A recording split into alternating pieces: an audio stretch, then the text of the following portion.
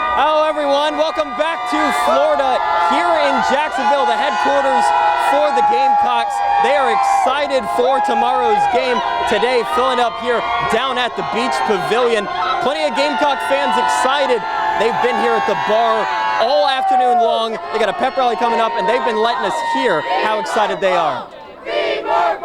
Joined here by the 6th head coach in Carolina Panthers history and the infinitely taller than me, Frank Reich. Coach, you were the first quarterback for the Panthers. How cool is it to come full circle and be able to come back here and lead the program again? It did not take long here on Saturday for a sellout crowd at Williams-Brice Stadium ahead of taking on #1 Georgia to look more like this. And who could blame them with the final score we saw today? For 2 weeks now, we've been digging back through the history books, and it's hard not to, considering the dark past of Kansas City's playoff games. But today, we're throwing these out. Playing here at Bon Secours Wellness Arena, where 8 years ago, I graduated high school on that floor back there, but those 8 years, nothing compared to Duke head coach Mike Krzyzewski's 42 years leading the Blue Devils. Here with Aaliyah Boston. Aaliyah, that was some pretty good defense y'all played, but with more games left, I imagine y'all are just going to keep trying to raise the bar on that end of the court. Absolutely. We pride ourselves on defense. UCLA is a great team. Their motion offense is something that keeps you on their toes. But, we were just ready for it. We were locked in and just stayed engaged. Speaking of locked in, how about the two Breeze and what they did tonight? How huge was that for y'all? Really big. I mean, they stepped up. Just like Zai said.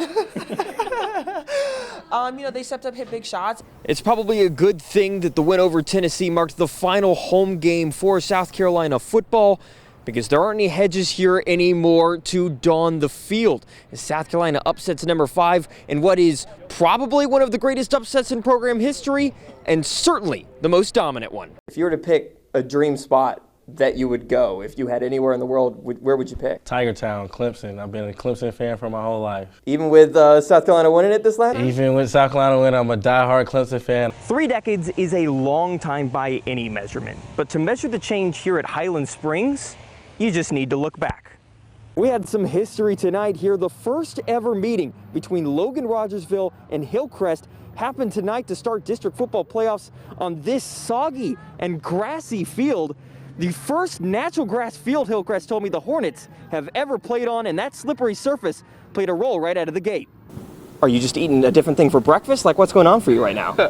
Now, for the boys team, this will be their first Final Four trip since 1986. But the difference this time around is that at the other end of this hallway, just mere feet away, the girls team is preparing for their first Final Four trip ever at the exact same time. He said he was already on to practice on Monday, a man after Bill Belichick's heart, and according to that scoreboard back there, much like the Patriots, a pretty dominant win tonight. As the 8-seed South Florida trailed the first 36 minutes of the game against the 9-seed Marquette, only to come back and win it in overtime, South Carolina women's basketball was sitting right here wondering who their opponent would be. A magical win that both sides called the very essence of March Madness. And on Sunday, out here on this court, those two sides will collide in the second round. Matt, first I could tell you that Florida sounds nice right about now. That's kind of where I wish I was, over rainy and cold Charlotte here, but we're about 12 hours away from the kickoff of the Duke's Mayo Bowl right here at Bank of America Stadium. So an exciting finish for the PGA Tour champions golfers here at Buffalo Ridge, but they don't get much time to rest, because on Monday they start up all over again for another 3-round tournament just up the hill over at Ozarks National Golf Course. Absolutely, Matt. We knew we were going to get some fireworks over in left field today at Segra Park, but clearly Eric Pena was a little impatient because he sent one from home plate back there right here to the berm in right field for just the second ever walk-off home run in Firefly Club history. Yeah, guys, up here at the State House, lots of energy, thousands of fans, and we have a great view actually down Main Street as this parade gets ready to get started. Back in one of these Springfield slumps, Carlson had the entire locker room down some of the cereal, and sure enough, the team went on to get a win. Now the magical marshmallows have landed him in a spot for the All-Star Futures game, and his teammates are still after his Lucky Charms. I feel like Lucky Charms might be my favorite. Okay. No, thank you. You don't want any? I would, but I like almond milk. My mom told me not to talk with my mouth full, so sorry, Mom.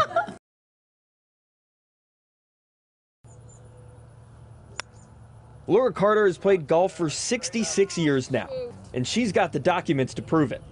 40 years ago. And despite all the changes to the game, Green fees, $1.50. Can you imagine? She's still carving up the course at 96 years old. From the time I started it, I loved it. And while a hole-in-one 60 years ago ranks high in her life accomplishments, serving in World War II stands out above the rest. I was aviation machinist mate 3rd class. In the Navy? Yes. How long did you serve? About 2.5 years. When the war ended, I got out. Carter was lucky enough to return from the war without major physical or mental struggle. But not all veterans are as lucky. It messes with people every day, and there's no getting rid of it. How do you cure a memory of shooting somebody, killing them, and then pull their family's picture out of their pocket? How do you cure that? Veterans like Carter suffer a common problem rejoining society after service, but each one found a similar place to conquer that, right here on the tee box. I've never seen an angry face out on the golf course. Everybody's laughing, having a good time. It's all part of PGA Hope, a program that invites veterans onto the course once a week for exercise, fun, and most importantly, socialization. You're with your own, and you understand each other, so that's the important thing, and no issues with that, and I love it. But important programs like this one don't come free. On July 20th, Rivercut Golf Course is hosting a tournament to raise funds in hopes of reaching even more veterans than the dozens already involved. If you Google PGA Hope/Reach, you'll see that there's somewhere in the neighborhood of 70 programs across the nation. That's a drop in a bucket, what it should be. And with more funding would come more help and hopefully more Laura Carters. I'm bowling, forget it, no golf. In Springfield, Matt Vereen, Ozarks First. Here in the shadow of South Carolina Soccer's Stone Stadium lies House of Peace Cemetery. It's the origin for the pitch's graveyard nickname. The house of the South Carolina women's soccer team were SEC champs this year and headed to the NCAA tournament second round for the 11th time. But this cemetery also the origin for another nickname, a group that lies just on the other side of those trees that you've probably seen and definitely heard if you've ever been to a women's game here.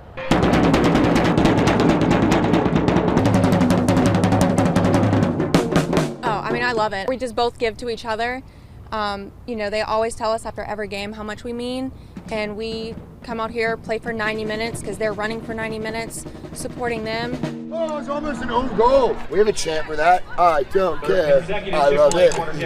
Honestly, it's such a unique experience because nobody else has anything like that. I love the graveyard shift. They've been amazing. I still remember the day they came up to me, gave me a drumstick, and said, hey, we want to come out and support.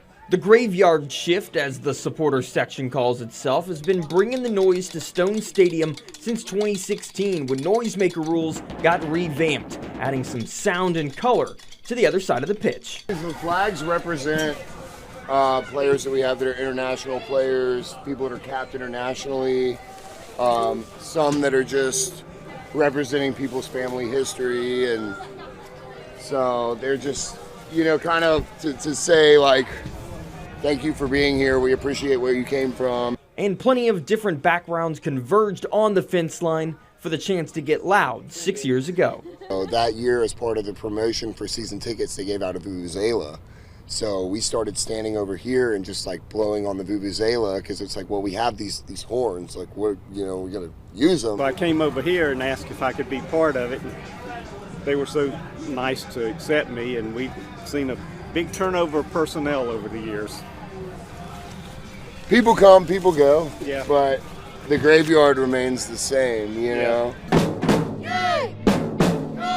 While the Graveyard Shift remains, the music has mutated from vuvuzelas to then trash cans. We just had drumsticks in this trash can, and we would just...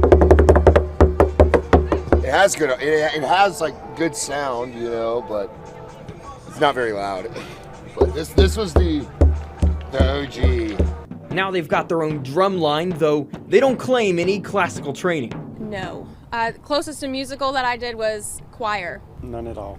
I still don't. Well, one guy, Justin, he did marching band in high school, but he played like a horn. When we first started, it sounded a lot worse than it does now. But for them and for the team, it's not so much the beat, but the meaning behind it that fuels the sound. An up-tempo support of not just soccer, but women's soccer in particular. It's everything. It's at the utmost importance to be out here, you know, because all these players are very outspoken in their beliefs. Gosh, on 3, 1, 2, 3. I think as a woman, we've all kind of experienced some level of discrimination, even if it's very small. So I think it's really important to encourage women to just be successful in anything. And I think definitely on a team sport level, it's fun to just watch that and how successful they are and so many different people supporting it.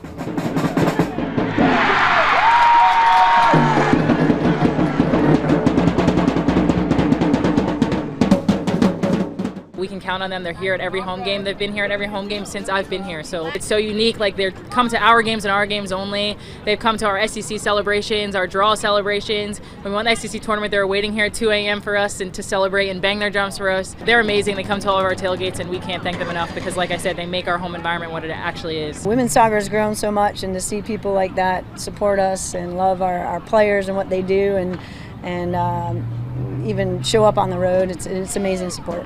From Stone Stadium, Matt Vereen, Watch Fox Sports.